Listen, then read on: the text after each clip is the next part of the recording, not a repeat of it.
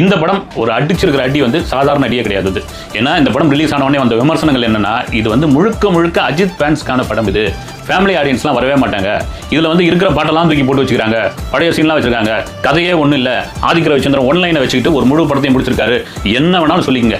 ஆனால் repeat audience Ajith ரசிகர்கள் அப்படி கொண்டாடி தீட்டாங்க. ஒரு தியேட்டருக்காரர் கதற வீடியோ கூட வந்தது, எங்க தியேட்டர் வந்து அப்படி அடிச்சு நொறுக்கிட்டு போயிட்டாங்க வந்து அப்படின்னு வந்து.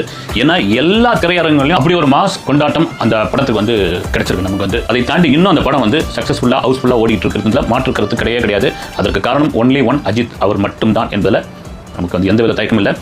இப்போ கூட பார்த்தீங்கன்னா வெங்கட் பிரபு ஒரு இன்டர்வியூவில் சொல்லியிருக்காரு வந்து, மங்காத்தா 2 திடீர்னு ஆரம்பிக்க போறீங்க, அடுத்த படமா, அது உண்மைதானா அப்படின்னு கேட்டிருக்காங்க வந்து. எங்க மங்காத்தா படமே அவர் எந்த இதில் வச்சு கூப்பிட்டு எங்களுக்கு கொடுத்தாருன்னு தெரியல. என்னன்னா, நான் சென்னை 28, சரோஜா, அப்புறமா வந்து கோவா, இது மாதிரி பசங்களை வச்சு நான் ஒரு மாதிரி படம் பண்ணிட்டு இருந்தோன்னே என்ன கூப்பிட்டு படம் பண்ணுங்க விபி அப்படின்ட்டாரு அஜித் சார்.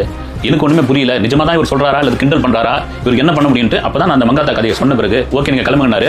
அஜித் ஒரு முடிவு எடுத்துட்டார், ஒரு டைரக்டர் இவர் தான் அப்படின்னு முடிவு எடுத்துறாருன்னா அவங்க வந்து விஷயமுள்ள ஆட்கள், அவங்ககிட்ட ஏதோ ஒன்று இருக்குது அப்படின்ற நம்பிக்கை, அந்த நம்பிக்கை தான் நமக்கு ஒரு பெரிய நம்பிக்கையாக மாறும்.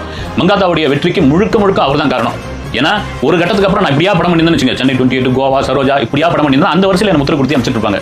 அந்த படம் தான் என்னுடைய வாழ்க்கையில் மிகப்பெரிய திருப்புமுனை ஏற்படுத்தி கொடுத்தது.